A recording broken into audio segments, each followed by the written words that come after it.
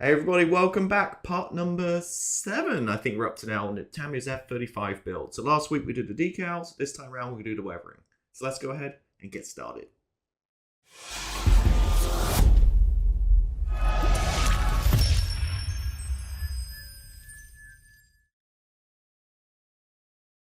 Hey everybody, Richie here from RW Hobbies.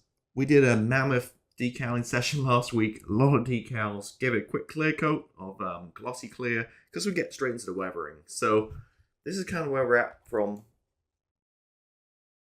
last week. Let me show you on the other camera.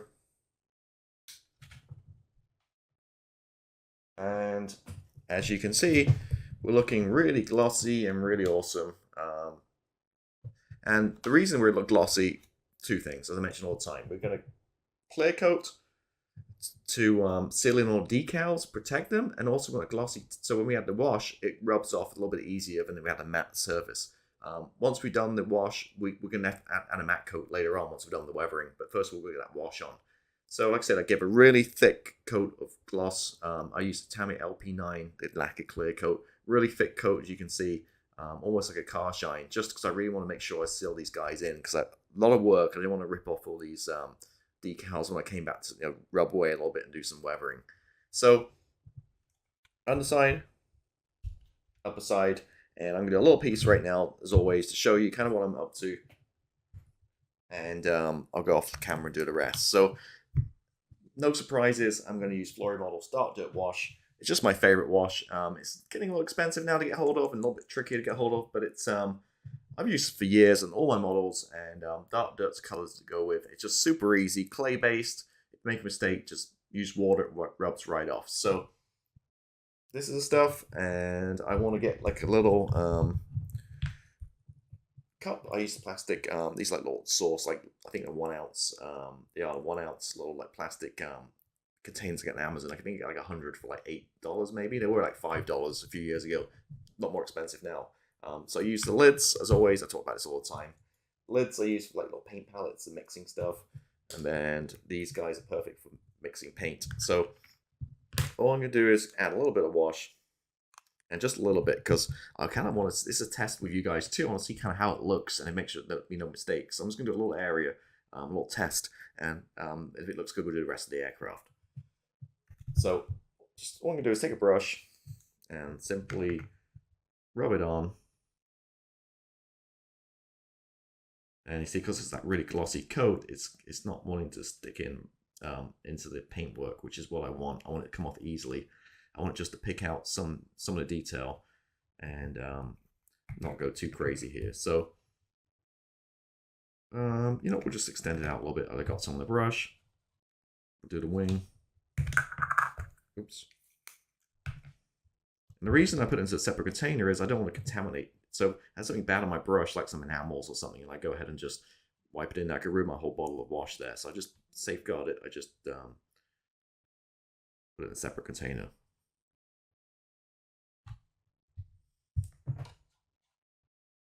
All right, that's it. Easy as that. So you saw how quickly I did that. Literally 20 seconds, I'd done a third of the aircraft.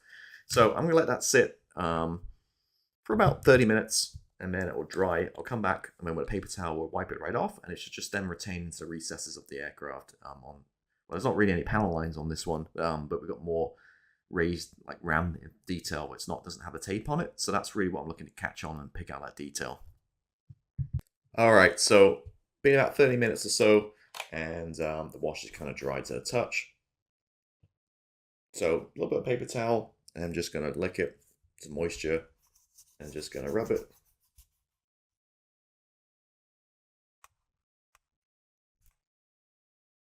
See, it's kind of coming off, and again, there's no real recessed detail, and it's still raised. But it adds some grime nevertheless to the aircraft itself, so.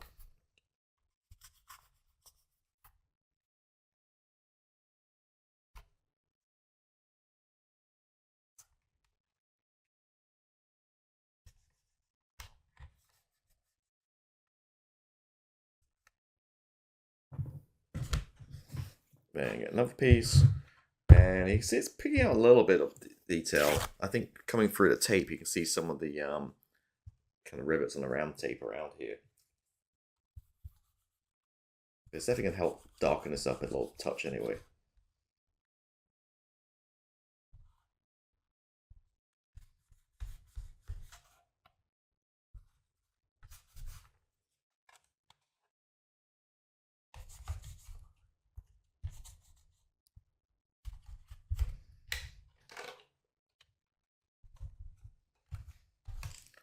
And it's not, you're learning this with me here. It's not doing much. It's coming right off. Because it's all raised. There's not much detail on here. Um, huh.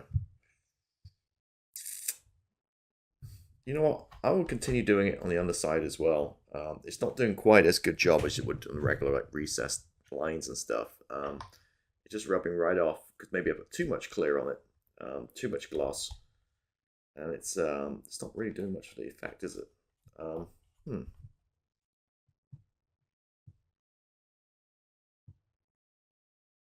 I'm just trying to compare areas to where I haven't done it, and it looks kind of the same to me. Um,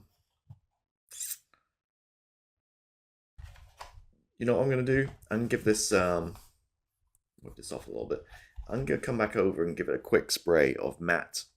So XF86 matte, just not hose it on, just like dusting over it, create more of texture, and then hopefully it's gonna grip this wash a little bit better and actually give it more of an effect. Because right now it's just wiping immediately off because I think I put too much clear on maybe.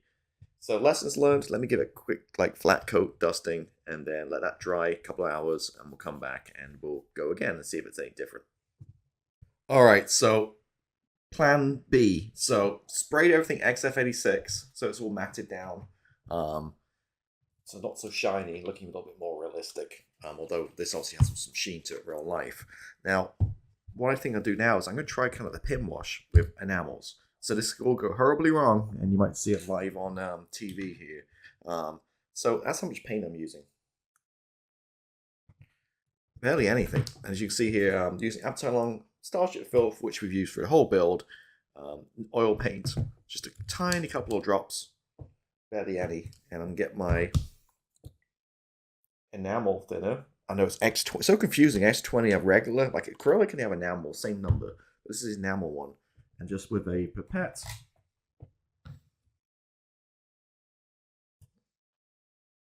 It's gonna get some thinners.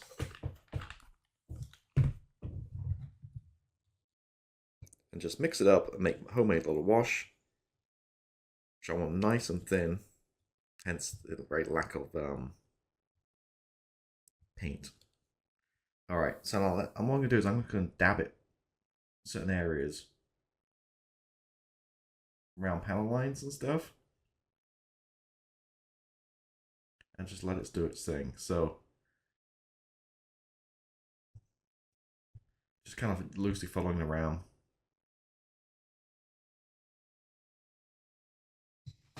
And again, I don't want to go too crazy here because I'm not sure how bad this thing's going to look or how good it's going to be. Oh, and you notice too, I took the canopy off. So I took the canopy off, we don't need it anymore, and I painted it the lighter color. And we'll bring that back later on. So we finished basically all the clear coats and stuff we want to do. So I'm just basically just pick out areas around this raised detail, and you can see how it's just highlighting it. And not to worry, because this is going to evaporate away a lot of this stuff.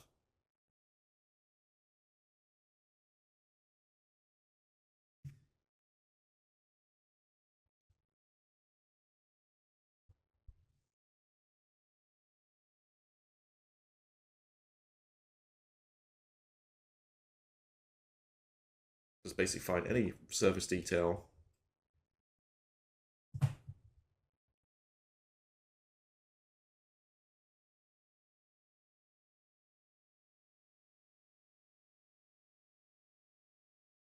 Just kind of dabbing it.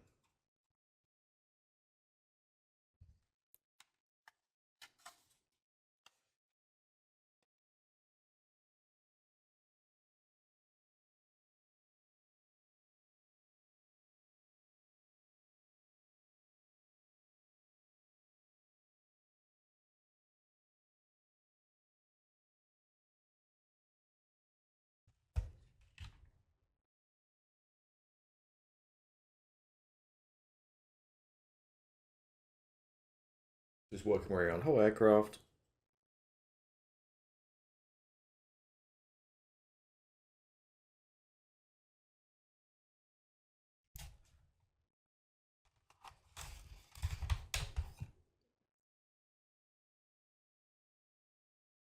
And finding any power lines or anything for it to grab onto.